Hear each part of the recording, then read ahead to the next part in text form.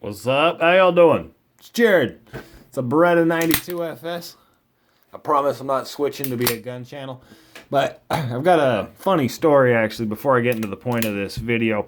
This is the fourth Beretta that I've owned, right? Fourth Beretta 92. I shot the first one out. I shot probably like 30,000 rounds through the first one and broke the slide rail. The actual slide rail on the inside here broke off. I sent it in. They actually just sent me a whole new gun. I didn't shoot that. I just sold it off to buy something else. Later on, I bought another Beretta. I really liked it. I eventually traded that for a Sig P226. Had the P226 for a little while, traded that thing off for something else, I don't even remember. Eventually came around, decided I want an Inox version, and bam, it landed on this one here, right? But the first Beretta I ever bought, the first one I actually bought, I was in the gun store, right? And I was talking to this guy, right? Because there was a guy in there, and I was young, right? This is when I was like 20, so it's like 2007, right? And I'd been watching a whole lot of the YouTube videos that I'd seen on guns. You know what I mean? They were starting to pop up. You know what I mean? There was a few of them out there. There wasn't even a quarter as many are out there now. Like, it's freaking amazing, what's out there now. But and so I'd gotten a little bit of information. I'd read a couple blogs. I'd gotten a little bit of information about guns. My head was running a little bit big, right? And so I was answering all of these guys' questions. Like, yeah, polymer's the way to go. You need a polymer frame gun. I would only buy a polymer frame gun. I only own polymer frame guns. Blah, blah, blah, blah, blah, blah. I didn't own a gun at that point, right? I didn't at all. I was lying to the dude. And so...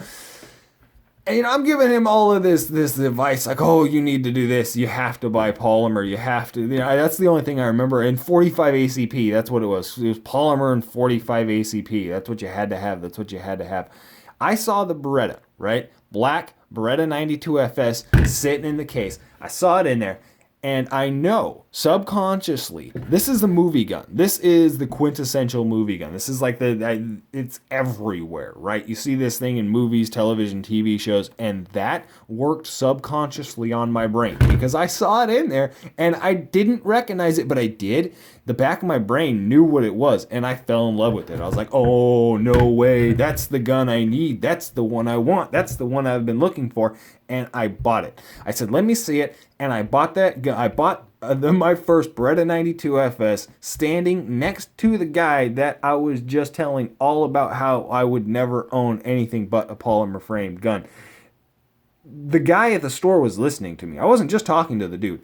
Everybody in the store was listening to me and then watched me buy this thing, which I just freaking think is hilarious. But with this, right, if you're really familiar with a 92fs, what I'm about to do probably seems a little bit strange. Yeah.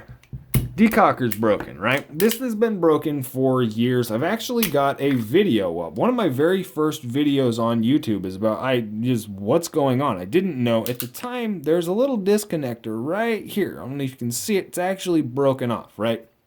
And that actually works to decock the pistol. That actually is what comes up, hits that little lever on the inside, and actually decocks it, right? So it's broken off. It doesn't work, but the trigger is actually still functional.